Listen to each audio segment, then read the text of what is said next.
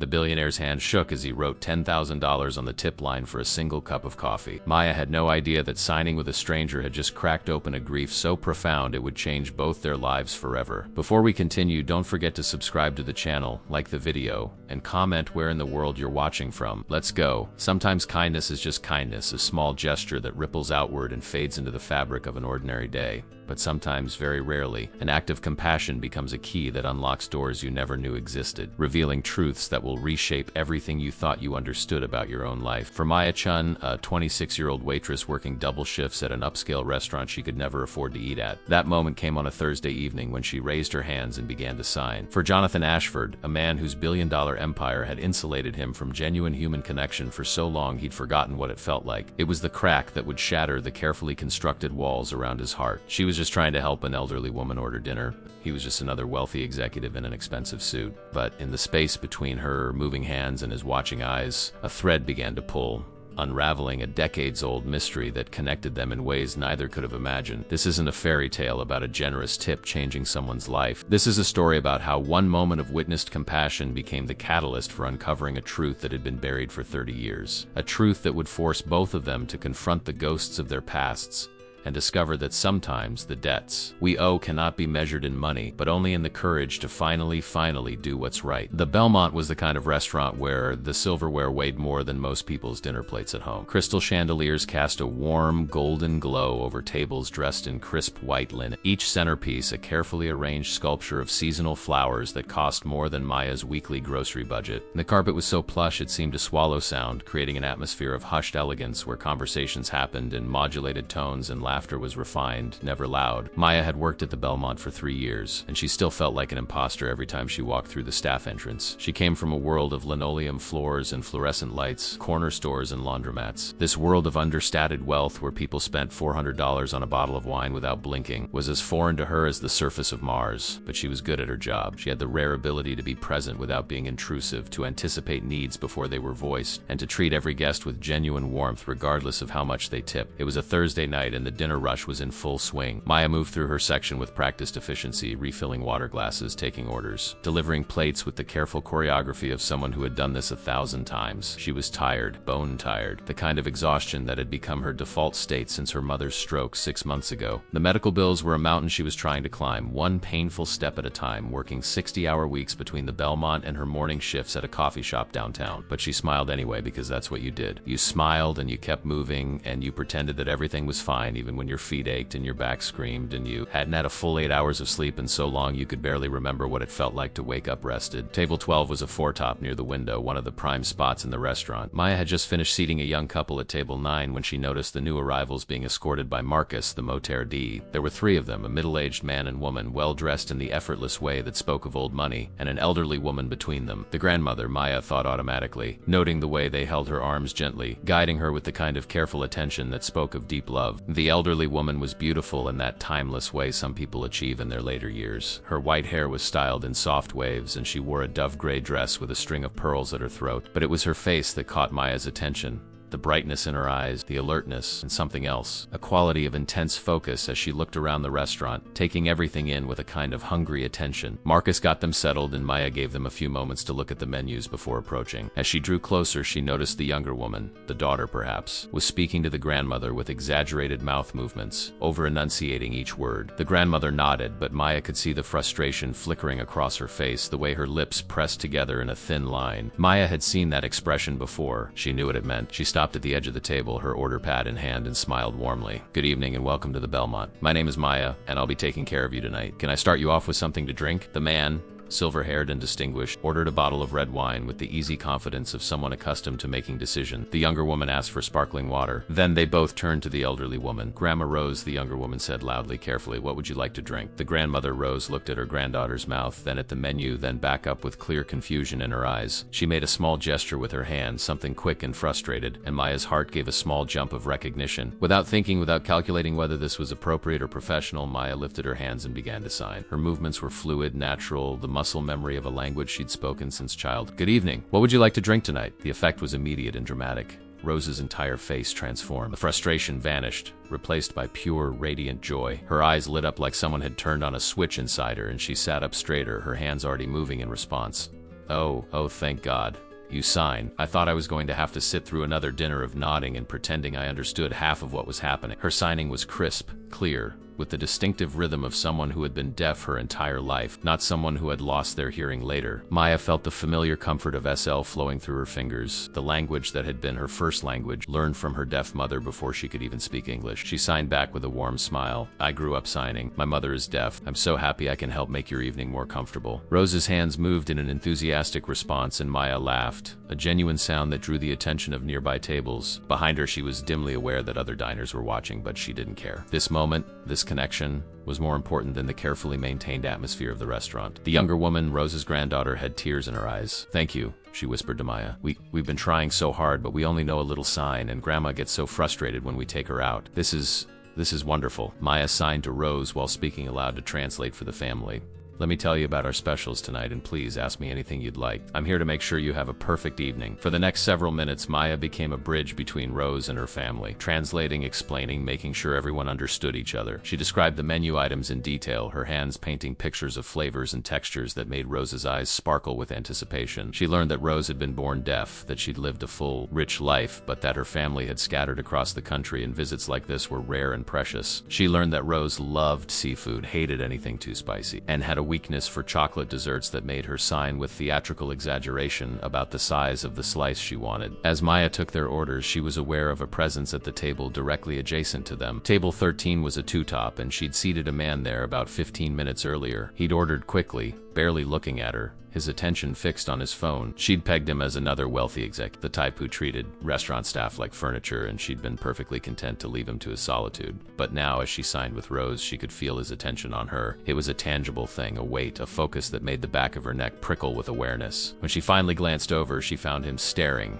not with the rude gawking of someone watching a curiosity, but with an expression of such intense, almost painful attention that it made her pause mid-sign. He was in his early 40s, she guessed, with dark hair just beginning to gray at the temples. His suit was impeccably tailored, charcoal gray with subtle pinstripes, and his face had the kind of sharp, carved features that belonged in a portrait. But it was his eyes that caught her. Pale gray, almost silver in the restaurant's lighting, filled with something that looked almost like recognition, which made no sense because Maya was absolutely certain she'd never seen him before in her life. She finished taking Rose's order, promised to put it in immediately, and moved away from the table, acutely aware that the man at table 13 was still watching her. Maya pushed through the swinging doors into the kitchen, the noise and heat a sharp contrast to the serene dining room. She clipped the order ticket to the line and took a moment to lean against the cool stainless steel counter, pressing her palms against the surface. Her hands were trembling slightly. She told herself it was just fatigue, just the accumulated stress of too many shifts and too little sleep, but she knew it was more than that. Something about the way that man had been watching her had unsettled her in a way she couldn't quite define. Get it together, she muttered to herself. He's just another customer. But he wasn't just another customer, and she knew it. There had been something in his eyes, something that spoke of deep waters and hidden currents, and Maya had learned long ago to trust her instincts about people. She took a deep breath, squared her shoulders, and went back out to her section. She checked on her other tables, refilled drinks, delivered bread, smiled and chatted, and played her role perfectly. But her attention kept drifting back to table 13, to the man who sat there with his untouched glass of wine, his gaze now fixed on Rose and her family with an intensity that bordered on disturbing. When she finally approached his table to check if he needed anything, he looked up at her with those pale gray eyes, and she felt it again, that strange sense of connection, of significance. Is everything all right with your meal, sir? Maya asked, keeping her voice professional, neutral.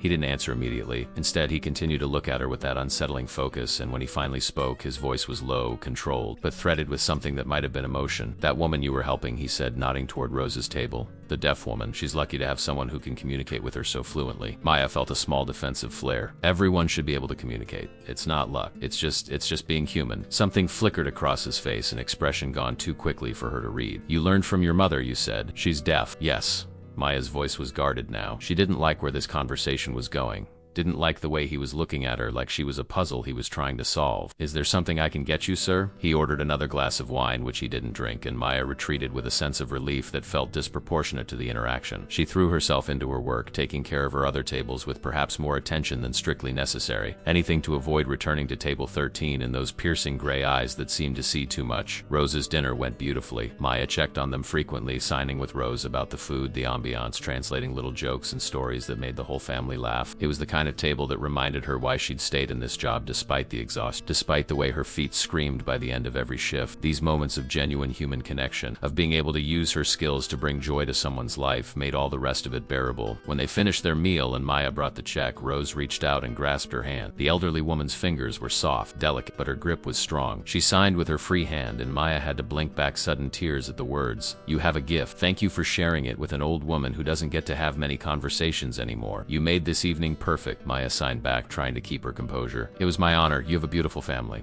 Come back and see us again soon." After they left, Maya stood for a moment holding the payment folder, feeling the weight of Rose's gratitude settling around her shoulders like a warm shawl. Then she opened the folder and her breath caught. Inside was a tip that represented nearly a third of what she made in a week. She looked up, scanning the dining room, but Rose and her family were already gone. Maya felt tears prick her eyes again, but this time they were tears of relief, gratitude so profound it made her chest ache. This would cover her mother's medication for the month. This was breathing room, precious and rare. She carefully placed the money in her apron pocket, her hand trembling slightly, and turned back to her section. Table 13 was empty. The man with the gray eyes had left while she was saying goodbye to Rose. Maya felt an odd mixture of relief and disappointment, which made no sense at all. She moved to clear his table and found his payment folder sitting in the center, weighted down by his water glass. She picked it up, expecting the standard 20% tip that business executives usually left, enough to be respectable but not memorable. What she found instead made the world tilt sideways. The check had been for $87. Inside the folder was a credit card receipt with a tip line that made her count the zeros 3 times to make sure she wasn't hallucinating. $10,000. Written in sharp, decisive handwriting was the tip amount, $10,000, and below it a note in the same hand. "For your mother's medical bills. You deserve more than survival." Below that was a business card, heavy cream-colored stock with embossed lettering. Jonathan Ashford, it read, Chief Executive Officer, Ashford Global Holdings, and a phone number. Maya stood frozen, the folder clutched in her hands, her mind unable to process what she was seeing. $10,000. She looked around the dining room wildly, half expecting someone to jump out and tell her this was a prank, a mistake, something other than what it appeared to be. But the dining room continued its elegant operations, oblivious to the fact that her entire world had just shifted on its axis. She stumbled back into the kitchen, the folder still in her hands, and nearly collided with James, the head chef. "Whoa, Maya, you okay? You look like you've seen a ghost." She couldn't speak. She just held out the folder with shaking hands. James looked at it, his eyes widening as he took in the amount. "Holy hell. Is this real?" "I don't know,"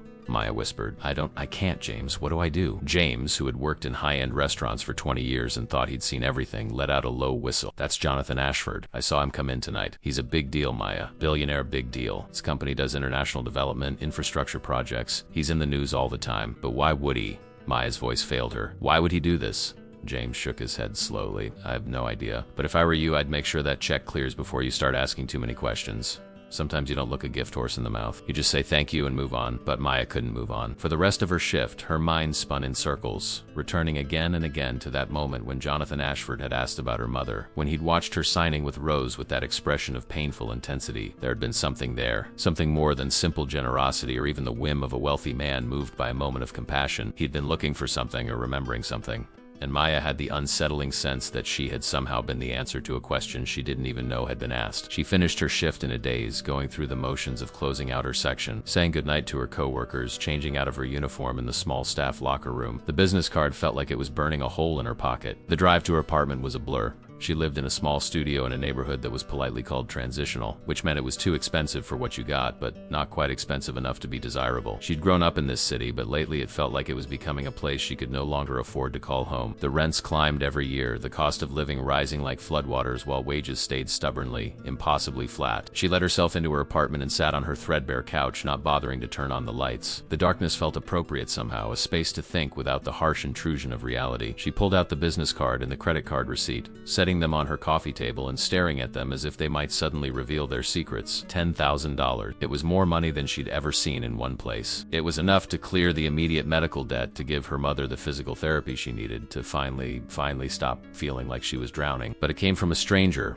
a man whose motives she couldn't begin to understand, and that frightened her in a way she couldn't quite articulate. Maya thought about her mother, thought about the stroke that had stolen so much from her. Elizabeth Chun had been a force of nature before the stroke, a deaf woman who had navigated a hearing world with fierce determination and pride. She'd worked as a teacher at the state school for the deaf for 30 years. shaping young lives, giving deaf children the gift of language and self-worth. She'd raised Maya alone after Maya's father had left when she was 2, had given her a childhood filled with love and laughter despite the struggles of being a single mother. The stroke had come suddenly, viciously, on a Tuesday morning while Elizabeth was preparing for her day. By the time Maya had found her, precious hours had been lost. The damage was extensive. Elizabeth could no longer use her dominant hand, could no longer sign with the fluency that had defined her entire life. She was trapped in a rehabilitation center, relearning basic motor skills, her frustration a palpable thing that broke Maya's heart every time she visited. The bills were crushing. Insurance covered some of it, but there were co-pays and deductibles and 100 other costs that added up to a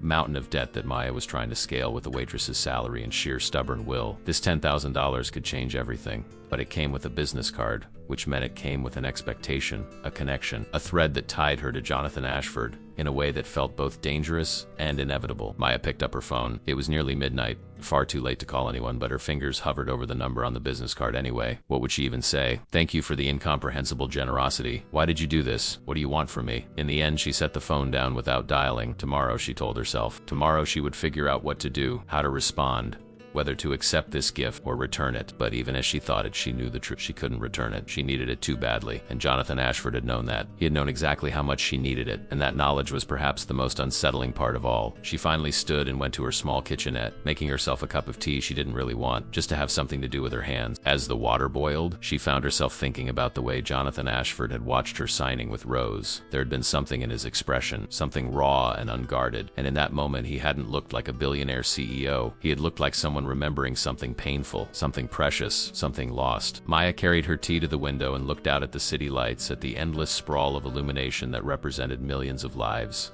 each one carrying their own burdens, their own secrets, their own story. Somewhere out there, Jonathan Ashford was in his world of wealth and power, and somehow, inexplicably, their paths had crossed. She had signed to an elderly deaf woman, and a billionaire had left her $10,000. It should have felt random, meaningless, the kind of strange coincidence that makes for a good story at party. But it didn't feel random. It felt like the beginning of something, like she'd stumbled onto a path that had been waiting for her all along, and now there was no choice but to follow it and see where it led. Maya finished her tea and went to bed, but sleep was a long time coming. When it finally arrived, it brought dreams of signing hands and gray eyes and questions that had no answers. Only more questions layered beneath them, like the pages of a book written in a language she was only just beginning to understand. The next morning arrived too quickly, dragging her from fitful sleep into the harsh reality of her alarm clock. Maya had the opening shift at the coffee shop, which meant she needed to be there by 5:30, and exhaustion had settled into her bones like a permanent resident. She dragged herself through her morning routine, her mind still circling around the events of the previous night. The business card sat on her coffee table where she'd left it, innocent and heavy with implication. As she made coffee in the pre-dawn darkness, Maya made a decision. She would call Jonathan Ashford, but not yet. First, she needed to understand who he was, what he did, what kind of man left a waitress $10,000 after watching her sign for 5 minutes. She needed information before she could make any decisions, and the internet was a good place to start. She pulled out her laptop, ancient and slow, and typed his name into the search bar. The results flooded her screen. Jonathan Ashford was everywhere. Articles from business magazines profiled him as one of the most successful entrepreneurs of his generation. He had inherited a modest construction company from his father and transformed it into a global empire worth billions. Ashford Global Holdings had projects on 6 continents, from sustainable housing developments in Southeast Asia to infrastructure rebuilding in war-torn regions. He was known for being brilliant, driven, and intensely private. There were no gossip column photos of him at charity galas or celebrity parties, no scandalous affairs or dramatic business feuds. He seemed to exist in a carefully controlled bubble of professional excellence and personal isolation. Maya scrolled through image after image of him at ribbon-cutting ceremonies, standing beside politicians and other business leaders, always in that same expensive suit, always with that same controlled expression. But in none of the photos did she see the raw vulnerability she'd glimpsed last night when he'd watched her signing. She dug deeper, moving past the business articles to older news archives, and that's when she found it. A small article from 27 years ago in the local newspaper. The headline read, "Local family mourns loss in tragic accident." Maya's breath caught as she read. Jonathan Ashford, then 15 years old, had lost his younger sister in a car accident. Her name was Sophie Ashford, and she was 12 years old. The article was brief, respectful in the way small-town newspapers handled tragedies involving children. It mentioned that Sophie had been a bright, vibrant girl who loved art and music. It mentioned that she was survived by her parents, Richard and Catherine Ashford, and her older brother Jonathan. It didn't mention anything about Sophie being deaf, but Maya knew with a certainty that settled in her gut like a stone that Sophie had been deaf. It was the only explanation for Jonathan's reaction, for the way he'd watched her signing with such painful intensity, for the generous tip that came with a note about her mother. He had recognized something in that moment, had seen his sister in the interaction between Maya and Rose, and it had moved him in a way that transcended simple charity. Maya sat back in her chair, her coffee forgotten, her mind racing. This changed everything. This wasn't about a random act of generosity from a wealthy man with money to spare. This was about grief. About a loss so profound it still shaped him nearly 3 decades later. She felt something shift in her chest, a reluctant sympathy mixing with her confusion. She thought about losing someone that way. Suddenly and violently, a bright young life extinguished before it had really begun. She thought about being 15 years old and having your world shattered, and then spending the next 27 years building walls around yourself so high and so strong that nothing could ever hurt you that way again. Maya glanced at the clock and cursed. She was going to be late for her shift. She grabbed her jacket and bag, shoving the business card into her pocket, and rushed out the door. But all through her morning shift at the coffee shop, as she pulled espresso shots and steamed milk and smiled at bleary-eyed commuters, her mind was elsewhere. She was thinking about a 12-year-old deaf girl named Sophie and the brother who had survived her. The coffee shop shift passed in a blur of orders and the rhythmic hiss of the espresso machine. Maya moved on autopilot, her hands performing familiar tasks while her mind turned over everything she'd learned. By the time her shift ended at noon, she'd made a decision. She was going to call Jonathan Ashford. She owed him at least a thank you, and more than that, she owed it to herself to understand why he'd done what he'd done. But when she pulled out her phone and dialed the number on the business card, her courage nearly failed her. The phone rang 3 times and she was about to hang up when a voice answered. Ashford. It was him, not an assistant or a secretary, and the sound of his voice, low and controlled, even filtered through the phone, made her heart skip a beat. Mr. Ashford, this is Maya Chun from the Belmont. Last night, I know who you are, he interrupted, but his voice wasn't cold or dismissive. If anything, it sounded almost relieved. I've been waiting for your call. Maya found herself at a loss for words. She'd prepared a little speech, a gracious thank you combined with a polite inquiry about his motivations, but his directness had thrown her off balance. I wanted to thank you, she finally managed, for your generosity. It's more than I can express, but I also need to understand why. There was a long pause on the other end of the line, and Maya could hear background noise, the muted sounds of traffic, wind. He was outside somewhere, not in an office. Because I saw something last night that I haven't seen in a very long time, he said, and there was a rawness in his voice that made her chest tight. I saw someone using a language I used to know, a language I let myself forget. Your sister, Maya said gently. Sophie, she was deaf. Another pause. Longer this time, and when he spoke again, his voice was so quiet she had to press the phone hard against her ear to hear him. You looked her up, Yes. Maya didn't apologize for it. I needed to understand. I needed to know if this was just charity or if it was something else. It's something else, Jonathan said. And I think you know that or you wouldn't have called. Can we meet? I'd like to explain properly, not over the phone. Maya's instinct was to say no, to keep this at arm's length, to accept the money and walk away from whatever complicated emotions were driving a billionaire to seek out a waitress he'd seen for all of 10 minutes. But her instinct had never been particularly good at self-preservation, and she found herself saying yes before she could think better of it. There's a park near the river, she said. Riverside Park, I can meet you there at 2 o'clock. I'll be there, Jonathan said. And Maya, thank you for calling, for not just taking the money and disappearing. I would have understood if you had, but I'm glad you didn't. He hung up before she could respond, and Maya stood on the sidewalk outside the coffee shop, her phone still pressed to her ear, wondering what she'd just agreed to. 2 hours later, she was walking through Riverside Park, her hands shoved deep in her jacket pockets, her nerves jangling with an anxiety that felt disproportionate to the situation. It's just a conversation, she told herself, just 2 people talking, but she knew it was more than that. She found him sitting on a bench overlooking the river, and for a moment she just observed him from a distance. He was dressed more casually than he had been at the restaurant, dark jeans and a sweater under a wool coat, but he still had that air of controlled power, of a man accustomed to commanding rooms and making decisions that affected thousands of lives. But there was something else too. A loneliness that seemed to emanate from him like cold coming off ice. Maya approached slowly, and he looked up as she drew near. For a moment they just looked at each other, and Maya felt that same strange sense of connection she'd felt the night before, as if they were recognizing something in each other that neither had words for. Thank you for coming, Jonathan said, gesturing to the space beside him on the bench. Maya sat, leaving a careful distance between them. For a long moment, neither of them spoke. The river moved past, gray and sluggish under the overcast sky, and the bare trees rattled in the wind. Finally, Jonathan spoke. Sophie was born deaf. My parents found out when she was about 2 years old. Back then, in the early 90s, there was still a lot of pressure to make deaf children speak, to force them into the hearing world, but my mother refused. She said Sophie was perfect exactly as she was, and if the world couldn't accept that, Then the world needed to change, not Sophie, so we all learned to sign. My mother, my father, me. We became fluent. Our whole house became bilingual and Sophie thrived. She was so bright, so full of life. She loved to draw, loved to tell stories with her hands that were more vivid and alive than anything I'd ever read in a book. He paused and Maya could see the pain etched in the lines of his face.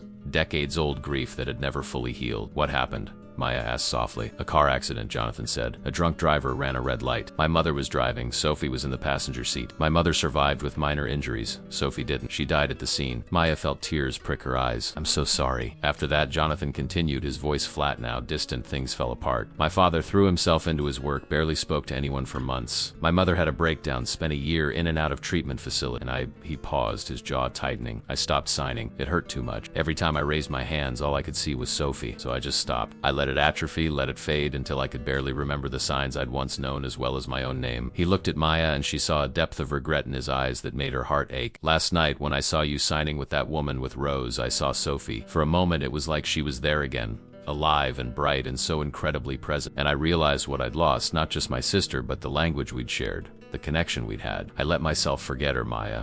I let myself forget the most important person in my world because remembering hurt too much. Maya didn't know what to say. How could you respond to that kind of raw, honest pain? She did the only thing she could think of. She reached out and took his hand. Her fingers found his and she held on, a simple human connection that needed no words. For a long moment they sat like that, two strangers bound together by grief and language and the strange alchemy of chance. Then Jonathan spoke again and his voice was stronger now, more determined. I want to learn again, he said. I want to relearn a cell, to really learn it this time, not just as a memory of my sister, but as something living and vital. And I want, he hesitated and Maya saw vulnerability flicker across his face. I want to help. Your mother, the rehabilitation center she's in, is it giving her access to deaf interpreters? To resources specifically designed for deaf stroke survivors? Maya felt something clench in her chest. No, the insurance doesn't cover it. And we can't afford to pay out of pocket. Most of her therapists don't even know basic sign language. They communicate through writing and it's so slow, so frustrating for her. That needs to change, Jonathan said firmly, and I can help change it. I want to set up a fund, a foundation specifically designed to help deaf individuals who've suffered strokes or traumatic brain injury, to ensure they have access to interpreters, to specialized rehabilitation, to everything they need to recover with dignity and in their own language. And I want your mother to be the first person we help. Maya stared at him, overwhelmed. That's incredible, but it's too much. You can't just, it's not too much, Jonathan interrupted gently. It's not even close to too much. I've spent 27 years building an empire, accumulating more wealth than I could spend in 10 lifetimes. And for what? To insulate myself from the world? To pretend that if I just work hard enough, make enough money, control enough variables, I can keep tragedy from touching me again. He shook his head. Last night you showed me something I'd forgotten. You showed me what it means to truly see someone, to communicate with them in the language of their heart, not just the language of convenience. That's worth more than any amount of money I could ever give you. Maya felt tears streaming down her face now, but she didn't care. This man, this billionaire, who could have anything he wanted, was offering her something precious beyond measure. Hope, not just for her mother, but for countless others who would come after. Thank you, she whispered, but I need you to know something. This isn't charity for me. It's not about soothing my guilt or feeling better about myself. It's about trying to do something right, something that matters, something that Sophie would have been proud of. And I can't do it alone. I need someone who understands the deaf community, who can help me build something authentic and respectful, not just another wealthy person's vanity project. He looked at her and Maya saw the question in his eyes before he even asked it. I need you to help me, Maya. I need you to be the heart of this foundation to make sure we're doing it right. I'll provide the resources, but you provide the knowledge, the compassion, the connection to the community. Maya knew she should think about it, should take time to consider the implications of tying her life to a billionaire's guilt-driven philanthropy. But she also knew that opportunities like this didn't come twice, and that her mother deserved the best care possible, as did every other deaf person struggling in a system that wasn't designed for them. Yes, she said, I'll help you, but we do it right. We include deaf people in every decision. We hire deaf staff. We listen more than we talk. We make this about them, not about us. Jonathan nodded, and for the first time since she'd met him, she saw him smile. It transformed his face, softening the hard lines, making him look younger, more open. It's a deal. They sat together on the bench as the afternoon light began to fade, making plans, sharing stories, building the foundation of something that neither of them fully understood yet, but both of them knew was important. And as Maya watched Jonathan's hands begin to move, hesitant at first, but then with growing confidence, As he signed hello and thank you in French, she realized that sometimes the most profound changes in our lives come from the smallest moments. A decision to use sign language with a stranger, a billionaire who sees his sister in a waitress's kindness, a tip that was really a bridge between two worlds. The universe, Maya thought, has a strange sense of timing. The next 2 weeks moved with a speed that left Maya breathless. One moment she was a waitress working double shifts to keep her head above water, and the next she was sitting in conference rooms in glass towers, helping to architect a foundation that would change lives. Jonathan moved with the efficiency of someone who had spent his entire adult life making things happen through sheer force of will. Within 3 days of their meeting in the park, he had lawyers drawing up papers, accountants establishing accounts, and a small army of administrative staff clearing space in one of his company's downtown building for the foundation's headquarters. But he also kept his promise. Every decision, every hire, every policy discussion included Maya, and through her, members of the deaf community. He brought in deaf consultants, deaf advisors, deaf professionals from every field imaginable. He listened more than he talked, asked questions instead of making assumptions, and slowly, carefully, the foundation began to take shape, not as a charity imposed from above, but as a partnership built on respect and genuine understanding. Maya quit her jobs at the Belmont and the coffee shop. Jonathan offered her a salary that made her dizzy, but more than the money, he gave her purpose. She was the foundation's director of community engagement, a title that felt both too grand and exactly right. Her job was to build bridges, to reach out to the deaf community and understand their needs, to make sure that every program they developed came from a place of authentic connection rather than well-meaning ignorance. The first person they helped was Elizabeth Chun. Jonathan arranged for her transfer to a specialized rehabilitation facility that had a full staff of deaf interpreters and therapists trained in working with deaf patients. Maya would never forget the look on her mother's face the first time she arrived at the new facility and the intake coordinator greeted her in fluent ASL. Elizabeth had cried, her good hand moving in signs that were shaky but unmistakable. "I thought I was invisible. I thought no one could see me anymore. Now I see myself again." The progress was remarkable, with therapists who could communicate directly with her, who understood the unique challenges faced by deaf individuals recovering from strokes. Elizabeth began to regain function in her affected hand at a rate that stunned her doctors. She was learning to sign again, retraining her brain to send signals to muscles that had forgotten how to move. It was slow, frustrating work, but for the first time since the stroke, Elizabeth had hope, and Maya had her mother back. Not the same as before, perhaps, but present, engaged, fighting to reclaim her life with a determination that reminded Maya why she'd always admired her mother so much. Maya spent her evenings at the rehabilitation center, practicing signs with Elizabeth, laughing at the mistakes, celebrating the small victory, and sometimes Jonathan would join them. He had thrown himself into relearning SL with the same intensity he brought to everything else in his life. He hired a private tutor, a deaf woman named Patricia, who had been teaching SL for 30 years, and who didn't tolerate laziness or half measure. Patricia pushed Jonathan hard, and he responded by practicing for hours every day, his hands growing more fluid, more confident, the language coming back to him like water finding old channels. When he joined Maya and Elizabeth for their practice sessions, Maya saw something in him that she suspected few people ever witnessed. He wasn't the controlled, commanding CEO. He was just a man trying to reconnect with a part of himself he'd buried. A man learning to be vulnerable again, to let himself feel without the armor of wealth and power to protect him. Elizabeth liked him immediately. She had always been a good judge of character, and after the second time Jonathan visited, she signed to Maya with a knowing look. "He has a good heart.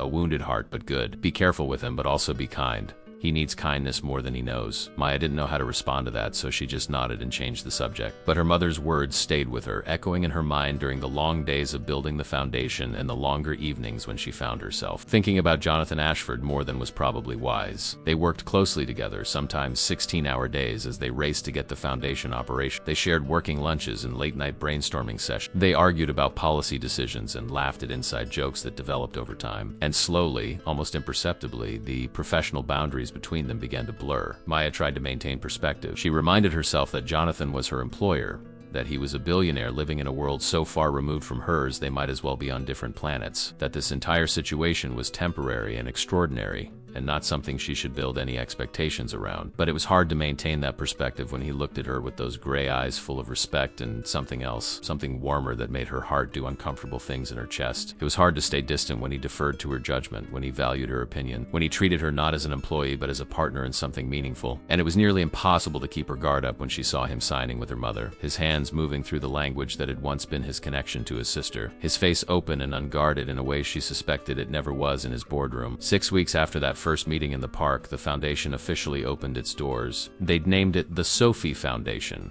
and Jonathan had unveiled the name with hands that trembled slightly as he signed his sister's name for the assembled crowd.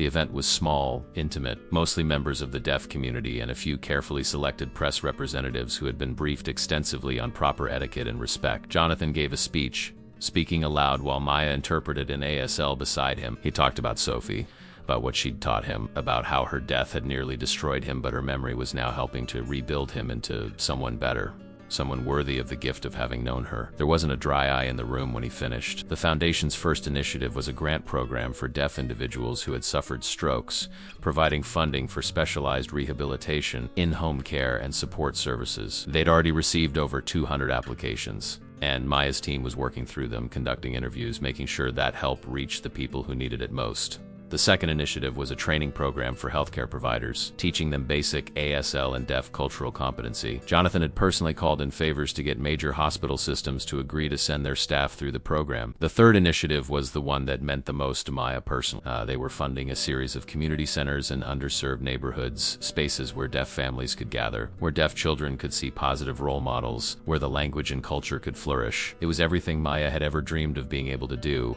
but had never imagined she'd have the resources to accomplish. She should have been purely happy. This was beyond her wildest expectations, a chance to make a real difference in the lives of thousands of people. But happiness was complicated by the growing awareness that she was falling for Jonathan Ashford, and she had no idea what to do about it. She saw the signs everywhere, the way her heart lifted when he walked into a room, the way she found excuses to stay late at the office when she knew he'd still be working, the way his smile, rare but genuine, could change the entire tenor of her day, the way she caught herself watching his hands as he signed, admiring not just his growing fluency but the grace of his movements, the strength in his fingers. She tried to tell herself it was just gratitude, just the natural affection that grows between people working toward a common goal. But she knew better. She'd had crushes before, had even been in love once, and this felt different, deeper, more dangerous, and she was almost certain it was one-sided. Jonathan was unfailingly professional with her. He was warm, even affectionate in a brotherly sort of way, but he never crossed any lines. He never looked at her the way she caught herself looking at him. He never lingered too long on a handshake or let his eyes drop to her lips when she was talking. He was in every way the perfect employer and colleague, which should have made things easier but somehow made them worse. It was during a late-night working session in his office, both of them hunched over laptops reviewing grant applications, that everything changed. They'd been working in comfortable silence for over an hour when Jonathan suddenly stood up and walked to the floor, to ceiling windows overlooking the city. Maya looked up, concerned. He was standing with his back to her, his shoulders tense, his hands shoved in his pockets.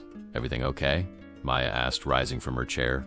Jonathan didn't turn around. "Can I ask you something?" "Of course. You ever feel guilty about being happy?" The question caught her off guard. "What do you mean?" "I mean," he said, his voice low, "do you ever start to feel good about something, start to enjoy your life, and then feel like you're betraying the people you've lost by moving on, by not carrying their grief with you every single moment?" Maya walked over to stand beside him at the window. She looked out at the glittering cityscape, thinking about her father, about the years after his death when every moment of laughter felt like a tiny betrayal. "I think," she said slowly, "that the people we love don't want us to suffer forever. I think they want us to live, to find joy, to honor their memory by being the best version of ourselves we can be. But that doesn't make it easy," Jonathan said. "No," Maya agreed. "It doesn't make it easy." He turned to look at her then, and the expression on his face made her breath catch. There was something raw there, something vulnerable and yearning. "I feel guilty," he said, "because I'm happy. For the first time in 27 years, I'm genuinely happy. This foundation, this work, it makes me feel connected to Sophie in a way I thought I'd lost forever. And you, Maya, you make me feel," he paused, searching for the right word,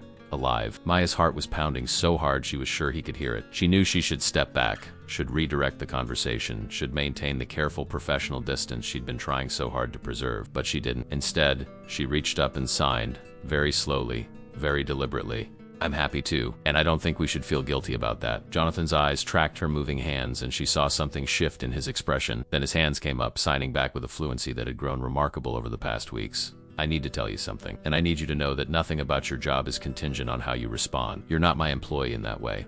You're my partner in this foundation, and that doesn't change regardless of what happens next." Maya felt her pulse racing. "What happens next?" He took a breath, and then his hands moved again, signing the words instead of speaking them, making them somehow more intimate, more real. "I'm falling in love with you. I've been falling for weeks. Maybe since that first night when I saw you signing with Rose and remembered what it felt like to be human. And I know this is complicated. I know I'm your employer and there's a power imbalance and 1,000 reasons why this is a terrible idea, but I won't lie about it anymore." Maya stared at him, her mind reeling. This couldn't be happening. It was too much like a fairy tale, too impossibly perfect. Billionaires didn't fall in love with waitresses. That was the stuff of romance novel, not real life. But the look in Jonathan's eyes was real. The vulnerability in his signing was real. And the feeling in her own chest, soaring and terrified in equal measure, was absolutely real. Her hands came up, moving through the signs without conscious thought. I'm falling in love with you too, and I'm scared. I'm scared because I don't know how to navigate this. Scared because our worlds are so different. Scared because everything's happening so fast, and I don't know if it's real or if we're both just caught up in the emotion of building something meaningful together. The engagement announcement made headlines, which surprised Maya even though it probably shouldn't have. Jonathan Ashford was a public figure, and their story, Billionaire, falls for a waitress he met while she was helping a deaf woman,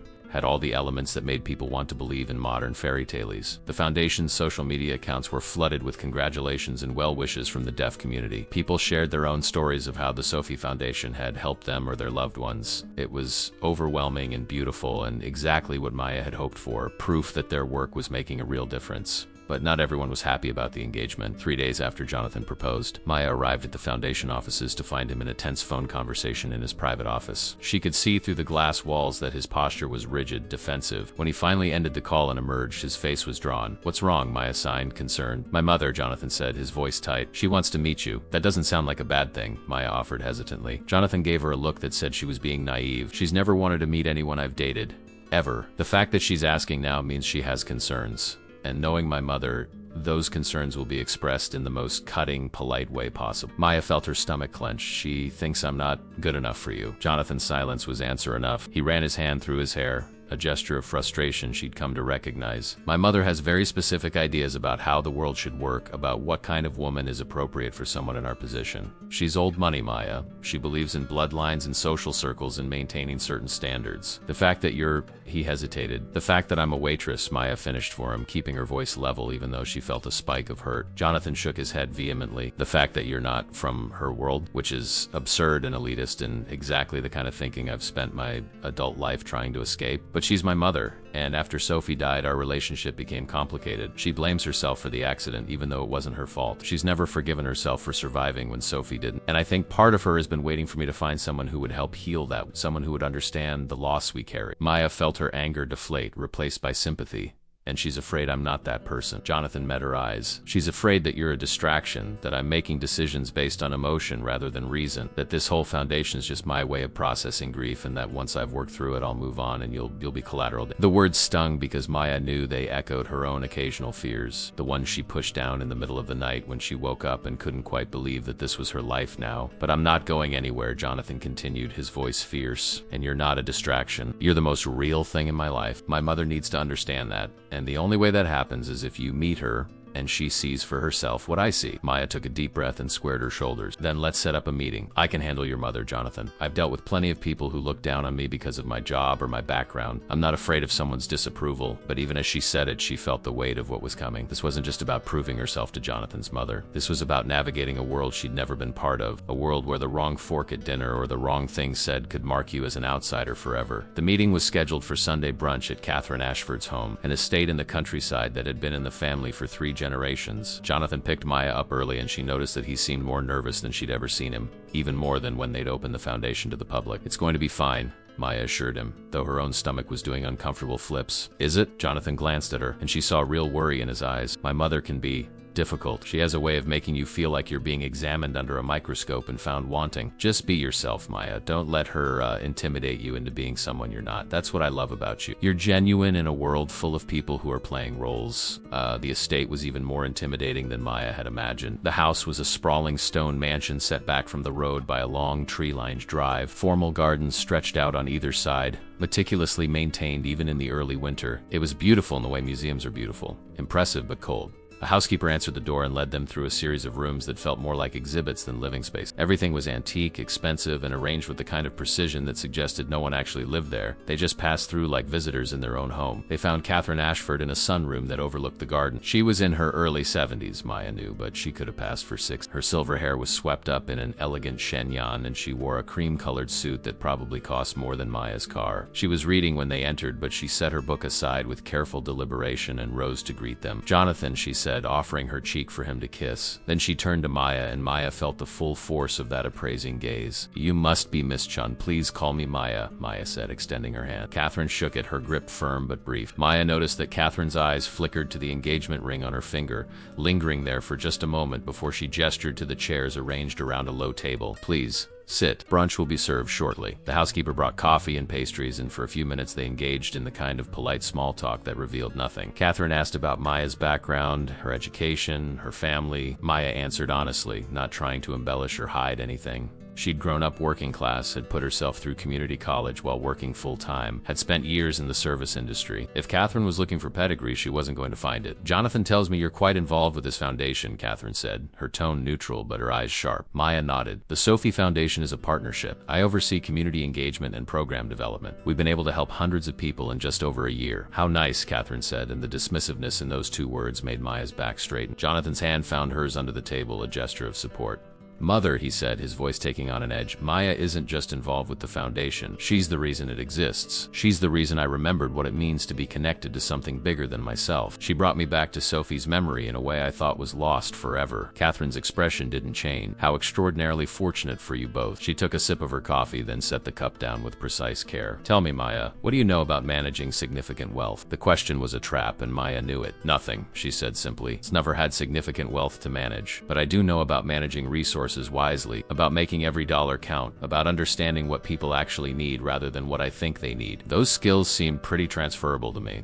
A flicker of something, surprise perhaps, crossed Catherine's face. "You're quite direct. I don't see the point in being anything else," Maya said. "You want to know if I'm with your son for his money? The answer's no. I didn't even know who he was when I met him. I signed with a deaf woman at my restaurant because it was the right thing to do. Everything that came after was unexpected and unplanned and honestly still a little overwhelming. But I love your son, Mrs. Ashford. I love him for who he is, not what he has." Catherine was silent for a long moment, studying Maya with those penetrating eyes. Finally, she spoke. "Jonathan tells me your mother is deaf, that you grew up in both the deaf and hearing worlds." "Yes, and you used that knowledge to help him reconnect with his sister's memory." Catherine's voice had softened slightly, and Maya thought she saw a crack in the perfect facade. "I tried," Maya said quietly. "I'm still trying. Every day we work on the foundation, every person we help, it's a way of honoring Sophie, of making sure her life mattered, that her memory continues to create positive change in the world." Catherine looked away out the window at the formal gardens, and Maya saw her throat work as she swallowed. "When Sophie died, a part of Jonathan died with her.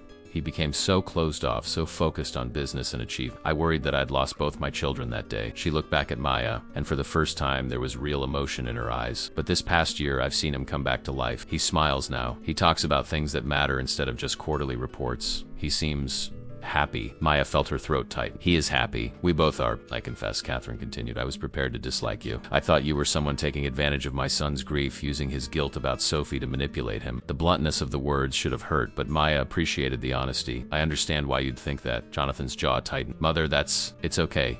Maya interrupted gently, squeezing his hand. "She was protecting you. That's what mothers do." She turned back to Catherine. "I can't prove my intentions to you with words, Mrs. Ashford. I can only prove them through my actions, through the life Jonathan and I build together. But I want you to know that I take very seriously the trust he's placed in me. I know what he's been through. I know what he's lost. I would never, ever use that against him." Catherine studied her for another long moment, and Maya held her gaze steadily. Finally, Catherine nodded, a small inclination of her head. "Perhaps I was premature in my judgment. You're not what I expected. Is that a good thing?" Maya asked. Catherine's lips quirked in what might have been the beginning of a smile. "Time will tell, but I'm willing to keep an open mind." "That's all I can ask," Maya said. The rest of the brunch passed more comfortably. Catherine asked about the foundation's work in more detail, and Maya found herself warming to the topic, describing the programs they'd developed, people they'd helped, the dreams they still had for expansion. Catherine listened with real attention, asking intelligent questions that showed she was genuinely trying to understand. By the time they left, Maya felt cautiously optimistic. Catherine had shaken her hand with more warmth than before, and had even signed "thank you" when Maya had taught her the simple sign at Catherine's request. In the car on the way back to the city, Jonathan pulled Maya close. "That was incredible. I've never seen anyone handle my mother that well. You didn't try to impress her or win her over. You just were yourself, and somehow that was exactly right." Maya leaned her head on his shoulder. "She loves you. She's scared of losing you. I can understand that." The foundation, their relationship, everything seemed to be falling into place. But Maya couldn't shake the feeling that they were building something fragile, something that could shatter if they weren't careful. She pushed the thought away and focused on the present, on the warmth of Jonathan beside her, on the ring that caught the light every time she moved her hand. This was real. This was worth fighting for. The weeks following the meeting with Catherine brought a whirlwind of wedding planning. Foundation expansion attention and the mounting pressure that came with living increasingly in the public eye. Maya discovered that being engaged to Jonathan Ashford meant surrendering a degree of privacy she hadn't anticipated. There were photographers outside the foundation offices. Her social media accounts were flooded with friend requests from strangers. A tabloid ran a story about her background with the headline "From Diner to Dynasty," complete with photos they'd somehow obtained from her high school yearbook. Jonathan was furious about the invasion of privacy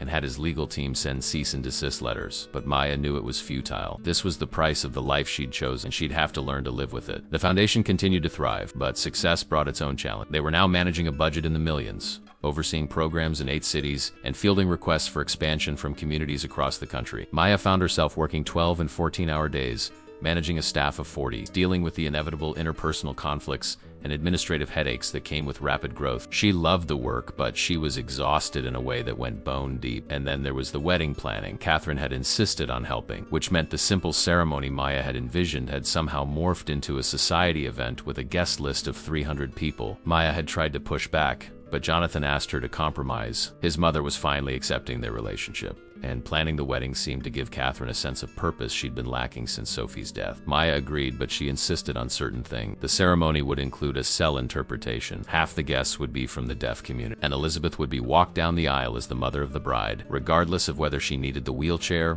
or could manage with her walker by then. It was a Tuesday afternoon, 3 months before the wedding, when everything began to unravel. Maya was in her office reviewing grant applications when her assistant knocked on the door, her face pale. "There's someone here to see you. She says it's urgent." A woman was standing in the reception area, mid-50s, with tired eyes and a worn coat that had seen better days. She was clutching a newspaper in her hand, and when she saw Maya, something desperate and angry flashed across her face. "Maya-chun?" the woman asked. "Yes. Can I help you?"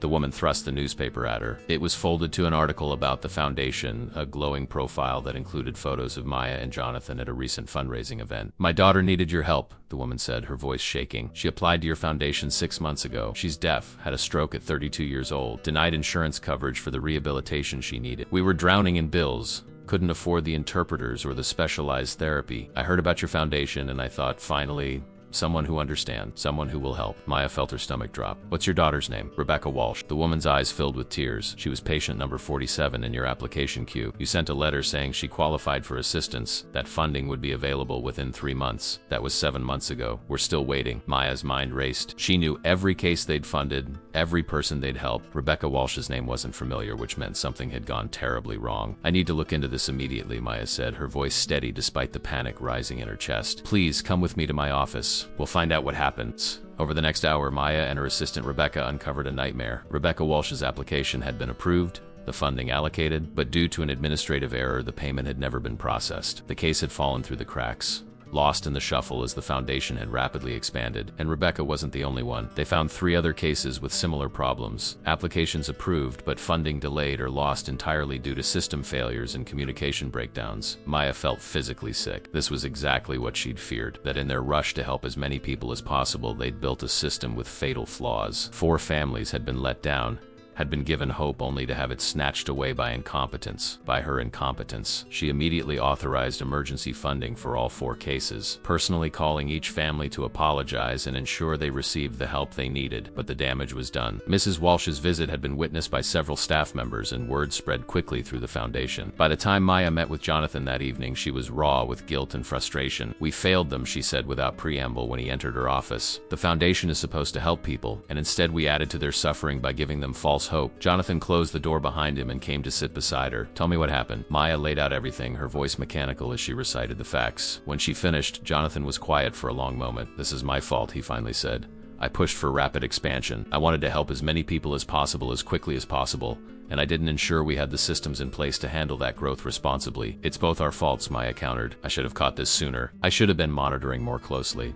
I got caught up in the big picture and lost sight of the details." They sat in silence, the weight of their failure heavy between them. Finally, Jonathan spoke. "We fix this. We implement better tracking systems, more oversight, regular audits of every case. We slow down expansion until we're absolutely certain we can handle it. And we make this right with every family we let down." Maya nodded, but she couldn't shake the feeling that something fundamental had shifted. She'd been so focused on the fairy tale, the beautiful story of the foundation and her relationship with Jonathan, that she'd forgotten the real stakes involved. These weren't just grant applications and budget numbers. These were people's lives, and when she failed, People suffered. The next week was brutal. Maya threw herself into overhauling the foundation's systems, working 18-hour days, barely sleeping. Jonathan was equally consumed, but Maya noticed a distance growing between them. They were so focused on fixing the problems that they barely spoke about anything else. The wedding planning ground to a halt. Date nights were canceled. They communicated primarily through emails and quick check-ins. One evening, nearly 2 weeks after Mrs. Walsh's visit, Maya was working late at the office when Jonathan appeared in her doorway. He looked as exhausted as she felt. "We need to talk," he said, and something in his tone made her heart sink. They sat in the conference room, the city lights spreading out below them through the floor.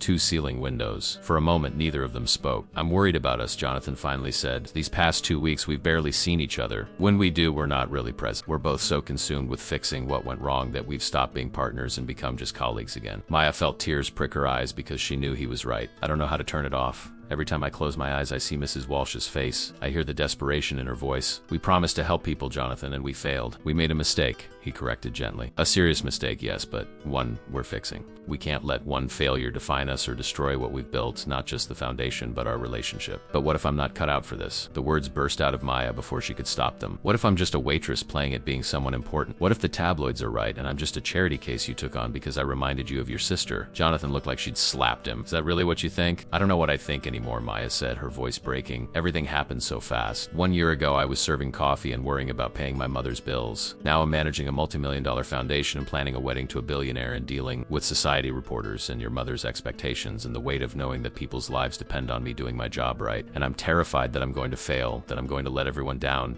that I'm going to prove all the doubters right." Jonathan reached across the table and took her hands.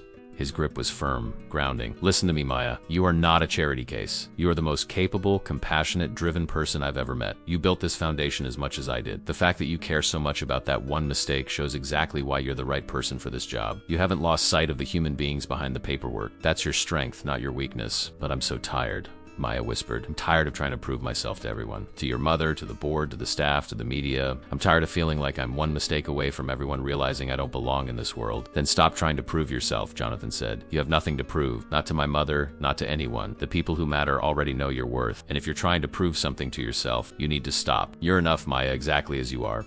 Maya felt something break open inside her.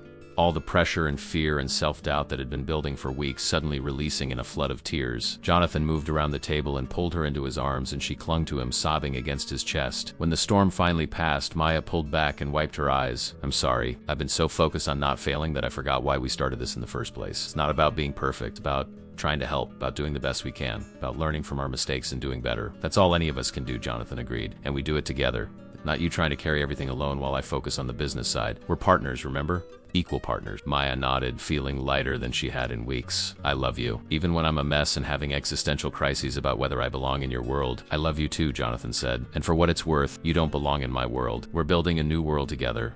One that's better than either of our old ones." They stayed there for a long time, holding each other, reconnecting after weeks of emotional distance. And slowly, Maya felt herself remembering why she'd said yes to all of this in the first place. Not for the money or the status or even just for the foundation, but for this, for the feeling of being truly seen and valued by someone who challenged her to be better while accepting her exactly as she was. The next morning, Maya called a staff meeting. She stood in front of her team and did something she'd never done before. She admitted her failures publicly, took responsibility for the systematic breakdowns, and outlined the changes they'd be in. But more than that, she talked about the foundation's real mission, about remembering that behind every application was a human being with hopes and fears and family members who loved them. "We're going to make mistakes," she told her team. "We're human, and humans are imperfect, but we're going to learn from every mistake, and we're going to keep showing up, keep trying, keep fighting for the people who need us, because that's what Sophie would have wanted. That's what every person we serve deserves." The staff gave her a standing ovation, and Maya felt something shift. She was still scared, still felt the weight of responsibility, but she no longer felt alone in carrying it. Over the following weeks, Maya and Jonathan found their rhythm again. They implemented the new systems, but they also prioritized their relationship, setting boundaries around work hours, planning date nights that were sacrosanct, remembering to laugh and enjoy each other's company. The wedding was set for a Saturday in late spring, when the world was alive with possibility and the gardens at Catherine's estate would be in full bloom. Maya had initially resisted having the ceremony there, feeling like it was too much Catherine's space.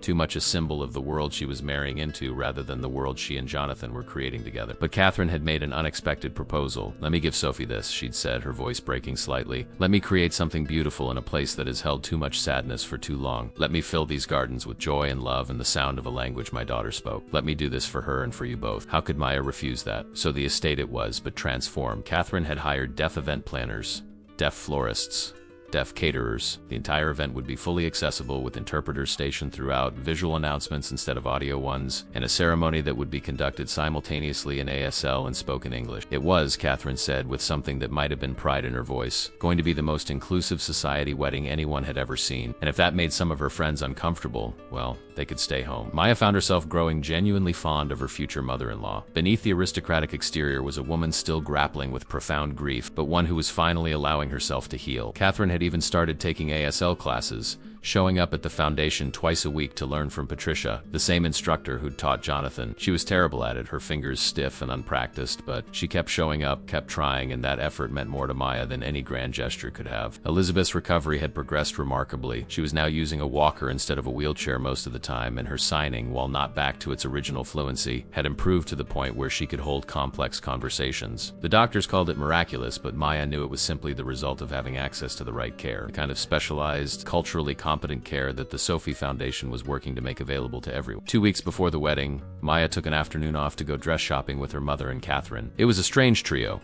the working-class deaf woman, the society matriarch, and the former waitress who somehow connected them both. But as they moved through the bridal salon, something magical happened. They laughed. They disagreed about styles and debated about veils and bonded over the universal experience of mothers watching their children take a major life step. When Maya finally found the dress, a simple but elegant gown that made her feel like herself rather than like she was playing dress-up, both Catherine and Elizabeth cried. Catherine signed it slowly, carefully, her grammar imperfect but her meaning clear. "You are beautiful. Sophie would have loved you." That night, Maya told Jonathan about the dress shopping expedition and he pulled her close. "My mother is different now. Have you noticed? She's softer, more present. I think helping plan this wedding has given her a way to mother again, something she hasn't been able to do since Sophie died." Maya nodded against his chest. "She's a good woman who's been carrying an impossible burden. Maybe we're all healing together." The week before the wedding brought its own chaos. Out-of-town guests arrived, final details needed confirming, and Maya discovered that the stress of event planning could make even the most level-headed person slightly irrational. She had a minor breakdown over table setting, burst into tears when the florist suggested a substitution for one of the flowers, and snapped at Jonathan over something completely insignificant. He responded by taking her to the park where he'd proposed, sitting her down on their bench and making her breathe. "We could cancel all of it," he said seriously. "We could go to the courthouse tomorrow, just the two of us, and get married without any of the pageantry. Would you do that?" Maya asked, surprised. In a heartbeat, Jonathan said, "The wedding is for everyone else. The marriage is for us. I'd choose you in jeans at City Hall over the fanciest ceremony in the world." Maya felt her panic recede. "No," she said. "We're doing this. I want your mother to have this. I want the deaf community to see that they're valued, that they're included in these major life moments. I want to stand up in front of everyone who matters to us and promise to love you for the rest of my life. I just also want to stop worrying about whether the napkins match the tablecloth." Jonathan laughed and kissed her forehead. "Deal. No more napkin stress." The morning of the wedding dawned clear and perfect, the kind of spring day that felt like a blessing. Maya woke in Catherine's guest room where she'd stayed the night before according to tradition. Elizabeth was in the adjoining room and they had breakfast together on the terrace, signing lazily in the morning sun. "You're happy," Elizabeth observed, watching her daughter with those keen eyes that still saw everything. "I am," Maya confirmed. "Terrified, but happy." Elizabeth reached across and took her hand. "Your father would be so proud of you. Not because you're marrying a wealthy man, but because you stayed true to yourself, because you used your gifts to help others. Because you chose love even when it was complicated and scary." Maya felt tears threaten, but she blinked them back. She had a long day ahead and couldn't afford to start crying now. "Thank you for teaching me how to be strong. Thank you for showing me what it means to live in two worlds without losing yourself in either one." "I had a good teacher," Elizabeth signed with a smile.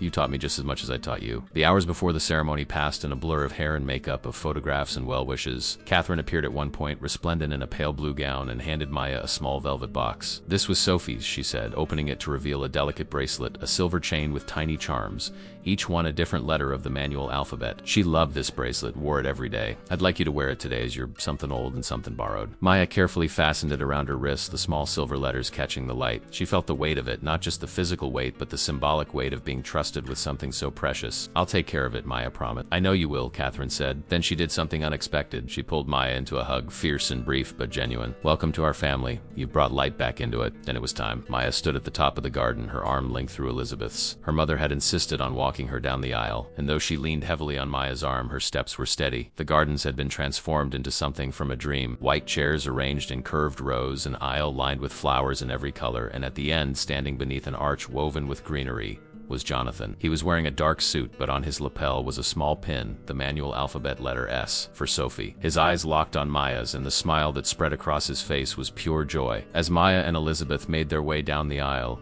Maya saw the faces of everyone who mattered, her co-workers from the Belmont, her team from the foundation, Rose, the elderly deaf woman from that first night sitting in the front row with her family, deaf community leaders and business associates and society friends and everyone in between. It's brought together by love and sign language and the belief that different worlds could not only coexist but enrich each other. The ceremony was beautiful in its simplicity. The officiant spoke and signed simultaneously, her hands painting the words in the air. Jonathan and Maya had written their own vows, and when it was Maya's turn to recite hers, she did so in sign language, her hands moving through the words while the interpreter spoke them aloud for the hearing guests. "I promise to see you," she signed, her eyes locked on Jonathan. "Not just to look at you, but to truly see you, all of you, the strong parts and the vulnerable parts, the past you carry and the future we'll build. I promise to speak your language, whatever form that takes. To listen more than I talk, to value your voice even when we disagree. I promise to build a life with you that honors where we've been and reaches for where we're going. I promise to remember that love is not just a feeling but a choice we make every day, a choice to show up,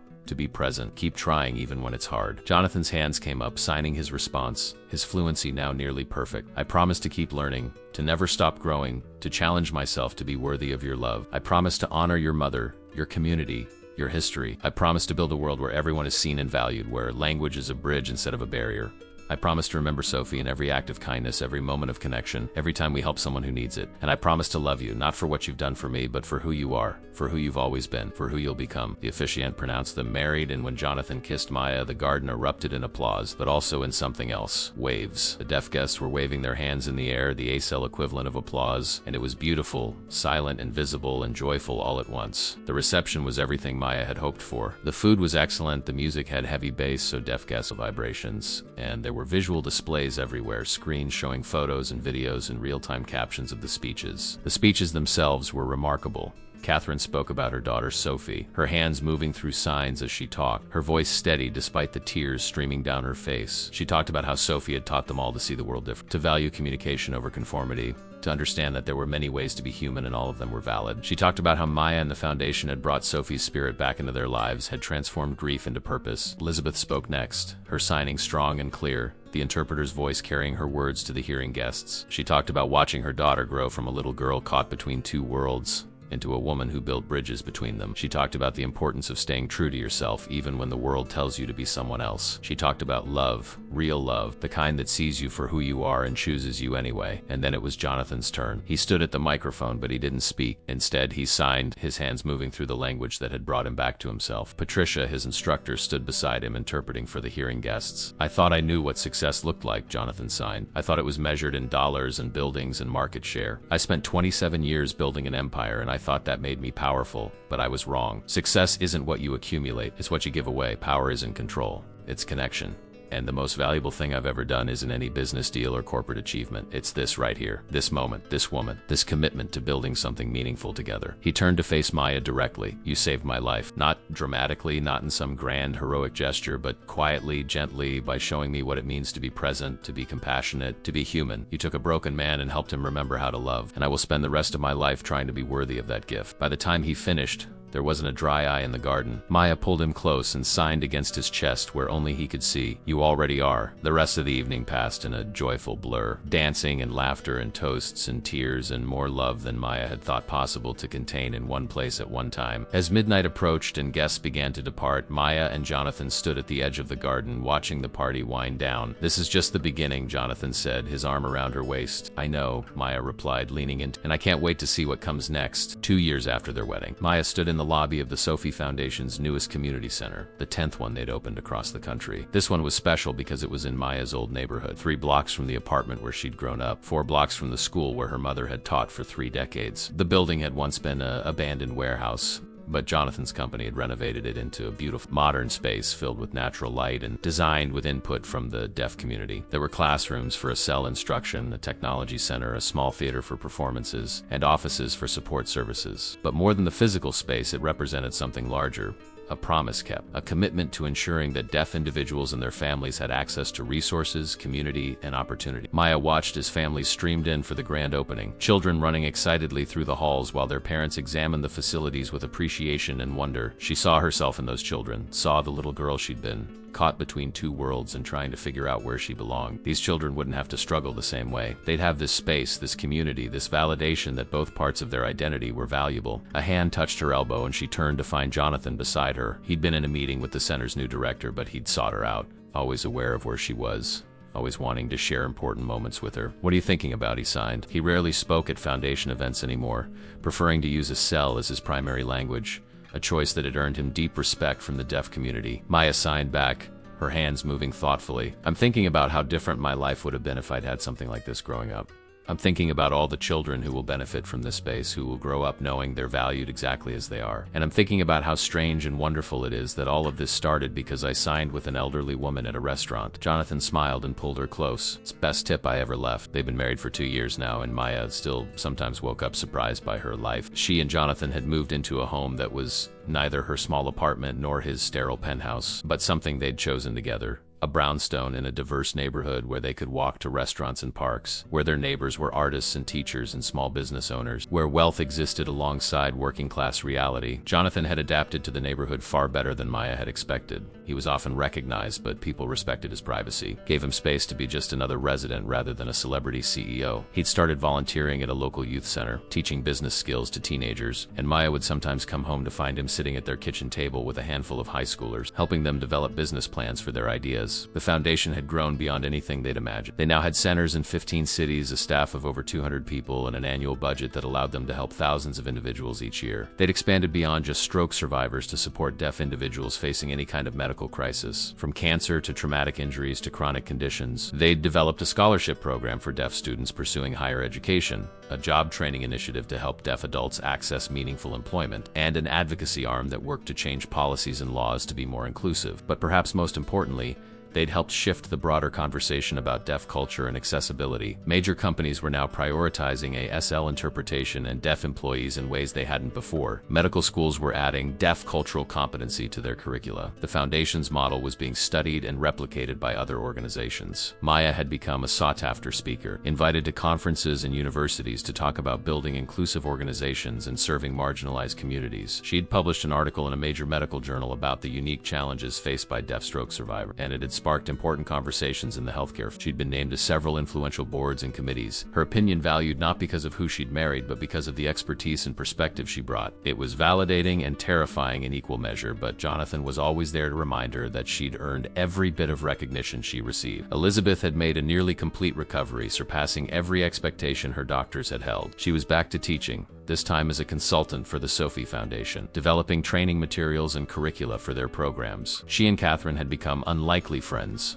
bonding over their shared experience of nearly losing their daughters and their determination to make sure no other family had to struggle the way they had. They met for tea every Thursday, and Maya treasured the photos Catherine would send her of the two women sitting in the estate garden, Elizabeth teaching Catherine new signs while Catherine shared stories about her plants and her late husband. The foundation had faced challenges, of course. There had been another crisis the previous year when a disgruntled former employee had leaked financial documents to the press, alleging that Maya and Jonathan were enriching themselves from the foundation. The allegations were completely false. Both of them drew modest salaries, and the foundation's books were impeccably maintained, but the accusations had stung, and they'd spent months dealing with investigations and negative press before being completely exonerated. It had been a reminder that doing good work didn't make you immune to attacks, and that success bred scrutiny, but they'd weathered it together and emerged stronger for it. Maya had learned that she couldn't control what people said about her, couldn't prevent every malicious rumor or unfair criticism. All she could do was keep showing up, keep doing the work, keep staying true to the mission. Jonathan had struggled with it more than she had, his protective instincts flaring at every attack on Maya's character, but he'd learned to channel that energy into action, into making the foundation's work even more transparent and impactful, into proving through results rather than arguments that their mission was genuine. Now, at the community center opening, Maya felt the accumulated weight of those 2 years, all the triumphs and challenges and growth. She was not the same woman who'd waited tables at the Belmont. She was not even the same woman who'd married Jonathan in Catherine's garden. She had been shaped by responsibility and success and failure and love into someone new, someone she was still getting to know. The ceremony began, and Maya took the stage alongside Jonathan to officially open the center. As she looked out at the crowd, she saw faces that represented every stage of her journey. Former co-workers from her service industry days, colleagues from the foundation, deaf community leaders who had guided and challenged her, Catherine sitting in the front row with Elizabeth, and Rose, the elderly deaf woman from that first night, beaming with pride. Maya signed and spoke simultaneously, her words reaching everyone in the audience. This center represents more than just a building or a program. It represents a belief that every person,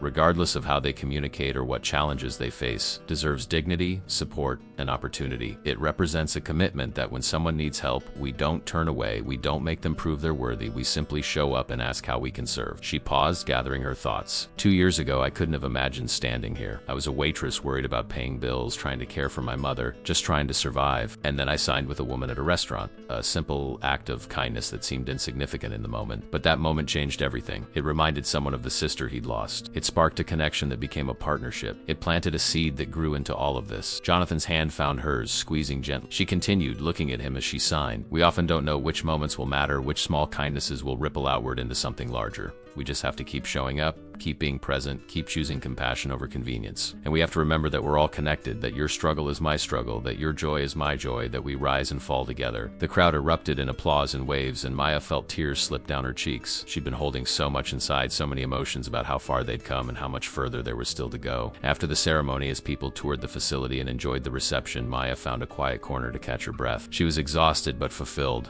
The good kind of tired that came from meaningful work. A young woman approached her, maybe 20 years old, deaf, with tentative but determined movements. She signed hesitantly at first, then with growing confidence. I just wanted to thank you. My mother had a stroke last year and your foundation helped us. We couldn't have afforded the interpreters or the special therapy. The doctors said she'd never sign again, but she's doing it now. She's coming back to us. Because of you. Maya felt her throat tighten. It's not because of me, it's because of all of us. You, your mother, our team, everyone who believes this work matters.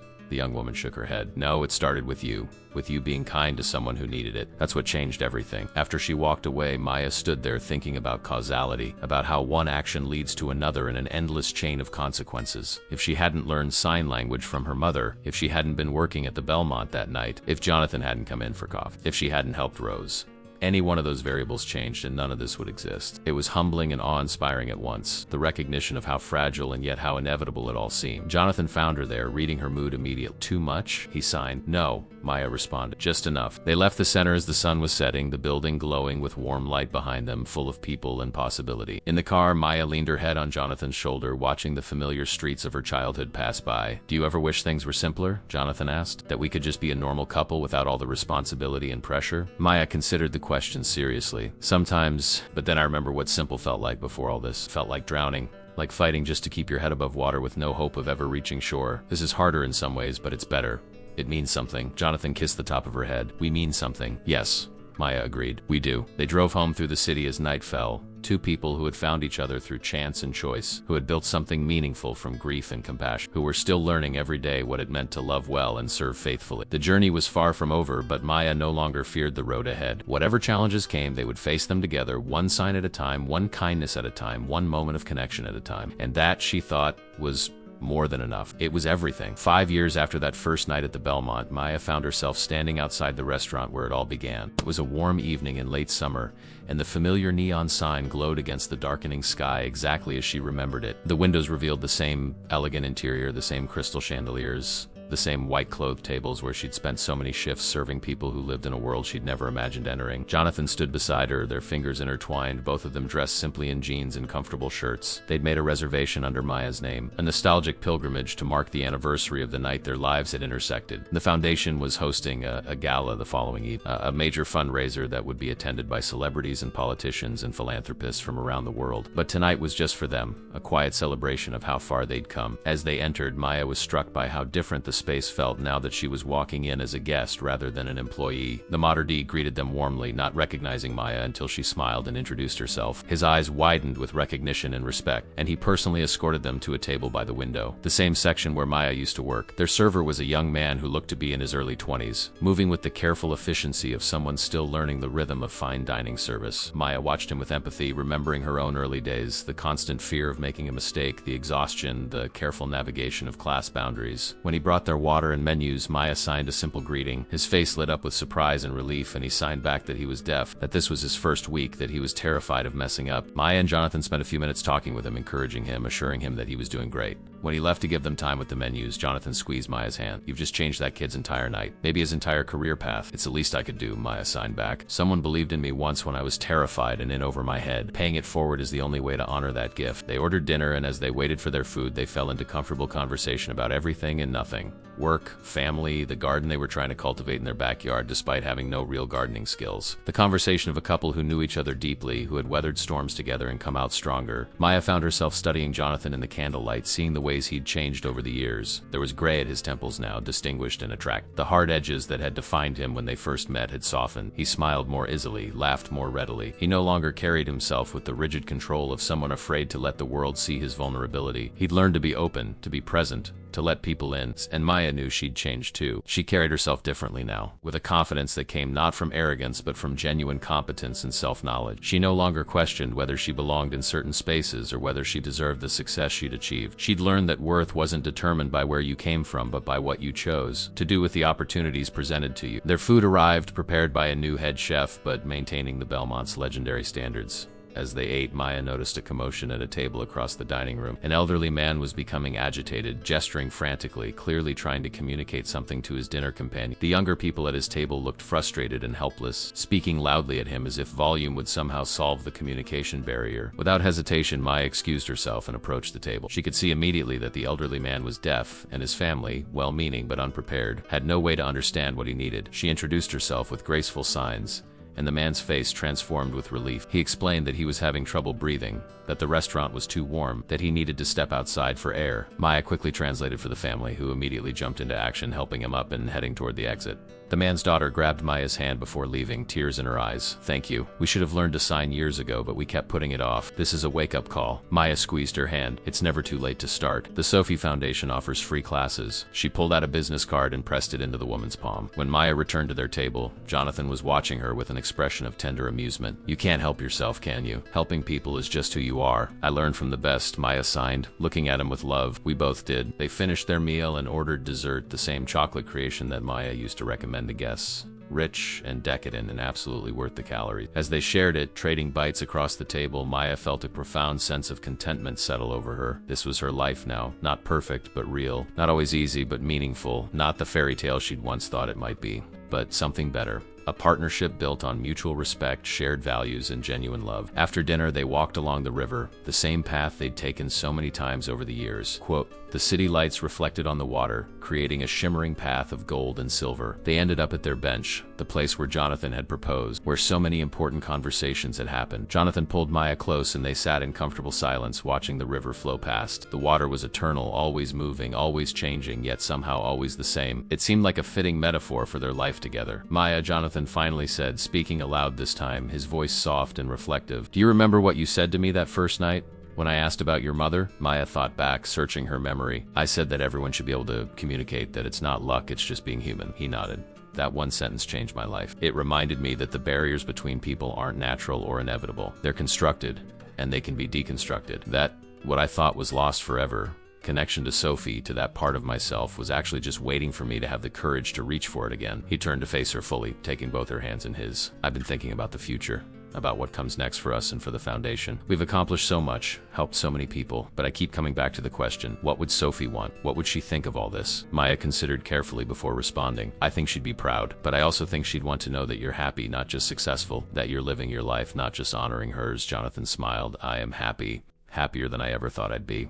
And I want to expand that happiness to bring more people into our family." He paused and Maya felt her heart begin to race. She knew what he was about to say before the words left his mouth. "I want us to have children. I want to teach them to sign, to grow up bilingual the way Sophie and I did. I want to give them the kind of childhood where different ways of being are celebrated, not tolerated. I want to build a family that reflects everything we believe in. Tears filled Maya's eyes.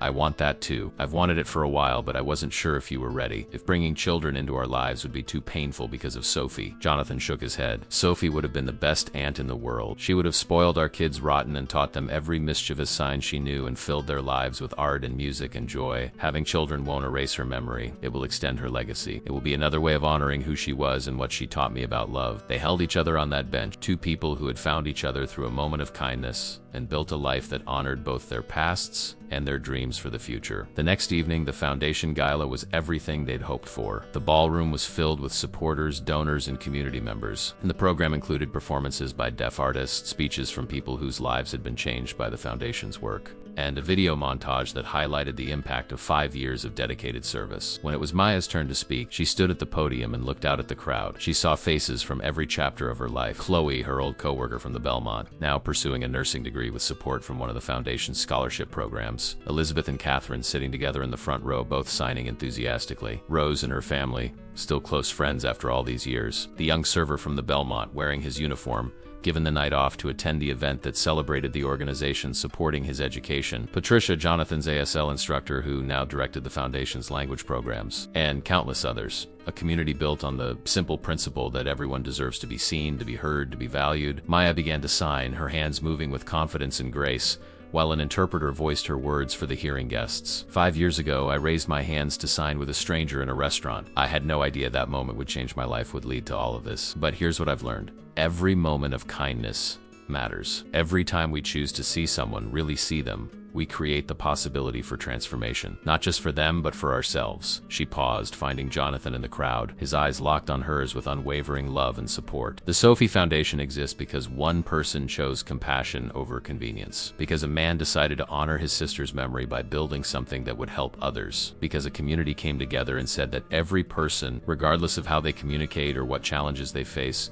deserves dignity and support. But more than that, this foundation exists because we believe in the power of connection, in the reality that we are all linked together in ways we can't always see. Your struggle impacts me, my joy impacts you. We are not separate islands, but part of a vast, interconnected web of humanity. And when we remember that, when we act from that understanding, miracles happen. She let her words settle over the crowd, then continued. Tonight we celebrate 5 years of service, over 10,000 lives directly impacted, 15 community centers, hundreds of healthcare providers trained in deaf cultural competency, millions of dollars directed toward research and advocacy. These numbers are important, but they don't tell the whole story. The story is in the individual moments, the mother who can communicate with her doctors, the child who sees positive deaf role models, the family that learns to sign together, the young person who gets a scholarship and changes their life trajectory. Those are the stories that matter. Those are the miracles we're creating together, one sign at a time, one moment of connection at a time. The applause was thunderous, a mixture of sound and waves that filled the ballroom with energy and emotion. As Maya stepped down from the podium, Jonathan met her, pulling her into his arms and signing against her hair where no one else could see. I love you. Thank you for teaching me how to live again. The gala continued late into the night, but eventually Maya and Jonathan slipped away, tired but fulfilled. In the car heading home, Maya leaned against Jonathan's shoulder and thought about the journey that had brought them here. From a diner waitress drowning in medical bills to the co-founder of a major foundation. From a lonely billionaire trapped in grief to a man reconnected with his purpose and his heart. From two separate people living separate lives to a partnership that had created something meaningful and lasting. It had started with kindness. It had grown through courage. It had flourished through commitment. And it would continue, Maya knew, as long as they remembered why they'd started, as long as they kept showing up, kept choosing compassion, kept believing in the power of connection to transform lives. That night, as Maya fell asleep in Jonathan's arms in the home they'd built together, she thought about the words she'd said at the gala. Every moment of kindness matters. It was true. A simple gesture, signing with a deaf grandmother in a restaurant, had rippled outward in ways she never could have predicted, touching thousands of lives, creating opportunities, building bridges, healing wounds. She thought about the children she and Jonathan would have, about the family they would create, about the legacy they would leave behind. She thought about Sophie, the girl she'd never met but who had shaped so much of her life, and she silently promised to make sure that Sophie's memory continued to inspire compassion and connection for generations to come. And as she drifted into sleep, Maya understood with absolute certainty that the best stories aren't the ones where everything is easy or perfect. The best stories are the ones where people choose love over fear, connection over isolation, compassion over indifference. The best stories are the ones where a single moment of kindness becomes the first word in a much longer tale of transformation, hope, and enduring grace. This was their story. This was their life, and it was in every way that mattered exactly enough.